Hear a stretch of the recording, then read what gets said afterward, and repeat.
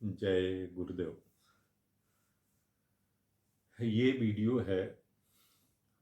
कि केतु की महादशा में गुरु की अंतर्दशा कैसी रहेगी। ये जो प्रश्न है, इस प्रश्न का जो आधार है वो इस आधार पे है क्योंकि राहु और केतु गुरु से शत्रुता रखते हैं। क्यों रखते हैं? क्योंकि ये पता है कि समुद्र मंथन में जब अमृत निकला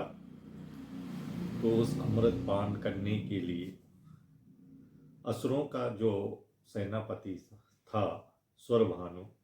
वो भेष बदलकर देवताओं का भेष रखकर देवताओं की लाइन में बैठ गया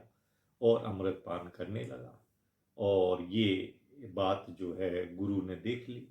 और गुरु ने जो है सीधा सूर्य और चंद्र को इशारा किया, जिसके फलस्वरूप विष्णु जो मोहिनी रूपधारी थे उनने इशारा पाकर अपने सुदर्शन चक्र से उस राक्षस सेनापति बृषभानु का जो है शव धड़ से अलग कर दिया। और फिर इन्हीं दो भागों, क्योंकि अमृत पान वो कर चुका था, अमर हो चुका था, इसलिए सिर का नाम राहु और धड़ का नाम केतु बन गया।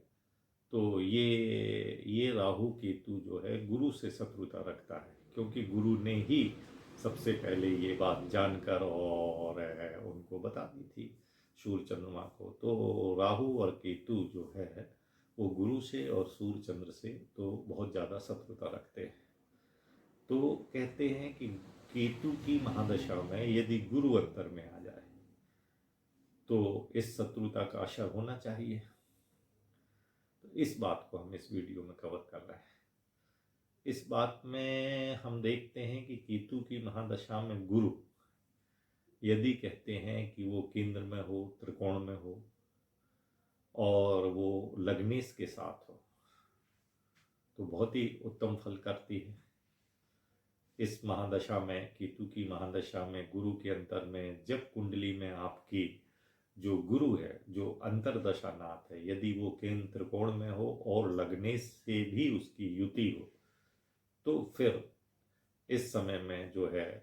धन धान्य में वृद्धि होती है, मुदाज प्रेम मिलता है, उत्साह होता है,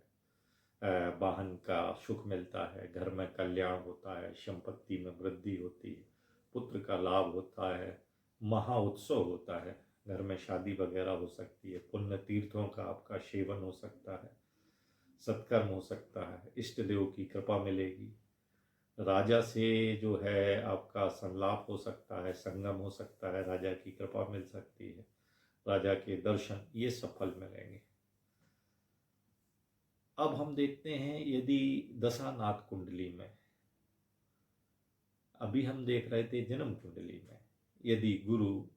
केंद्र या त्रिकोण में हो और लग्नेश के साथ हो। अब हम दशानाथ कुंडली में देखते हैं, जिसकी महादशा चल रही है उसको लग्न मानकर और हम कुंडली खींचते हैं तो ये दशानाथ की कुंडली होती है। यदि गुरु दशेश से केंद्र में स्थित हो, यदि ये पोजीशन दशेश कुंडली में बन रही हो, तब भी राजा से प्रेम मिलेगा, राजा का साथ मिलेगा, वस्त्र आभूषणों की प्राप्ति होगी, दूर देश की यात्रा होगा, स्वजनों का जो है पालन होगा, भोजन वस्त्र पशु आदि की प्राप्ति होती है। ये फल, इसका अर्थ है कि ये अच्छे फल हमें मिलेंगे। लेकिन ये शत्रुता का क्या होगा? तो कहते हैं हमें दोनों प्रकार के फल मिलेंगे, कुछ हमको शुरू में मिलेंगे और कुछ हमको बाद में मिलेंगे। तो केतु की महादशा में गुरु की अंतर में हमारी दुष्ट लोगों से मित्रता हो जाएगी और हमारी जो है सत्पुरुषों से भी मित्रता हो सकती है, तो हमें भूमि का लाभ होगा और हमें पुत्र की प्राप्ति होगी। तो इसमें एक बात तो क्लियर है कि हमें पुत्र की प्राप्ति होगी या हमारा पुत्र को पुत्र की प्राप्ति होगी, एक चीज हो सकती है। और घर में कोई महा उत्सव, विवाह जैसा उत्सव या कोई बहुत शुभ उत्सव हो सकता है। तो कहते हैं दशा के प्रारंभ में, दशा माने केतु की महादशा में जब गुरु की अंतरदशा आएगी, इस दशा का प्रारंभ में बोलते हैं कि दशा के प्रारंभ में तो हमको सुख मिलेगा, लेकिन दशा अंत में जो केतु गुरु से शत्रुता रखता है वो हमको थोड़े से फल, बुरे फल भी हमको वो देखने को मिलेंगे। लेकिन ये निश्चित है कि हमको राजाओं का संग मिलेगा, हमको श्रेष्ठ पुत्र की उत्पत्ति मिलेगी, देवताओं की कृपा मिलेगी, हमें धन की प्राप्ति होगी और हमें भूमि से लाभ होगा और हमारी कई जनों से भेंट होगी, हमें राजा से सम्मान प्राप्त होगा, हमें गुरु की कृपा मिलेगी। यहाँ पे आप विशेष बात देख लें, गुरु कृपा का अर्थ है, गुरु का अर्थ सिर्फ आचार्य नहीं है, गुरु कृपा का अर्थ है कि हमें गुरुदेव या आचार्य की कृपा मिलेगी, या पिता, चाचा, ताऊ, ज्येष्ठ भाई, है ना, मौसा, ससुर, माता, दादा, दादी और गुरुजन, इन सब की कृपा को कहते हैं हमको गुरु कृपा प्राप्त होगी। अर्थात कुल मिला के ये पोजीशन है कि यदि कुंडली में गुरु अच्छी पोजीशन में हो, यदि जन्म कुंडली में गुरु केंद्र या त्रिकोण में हो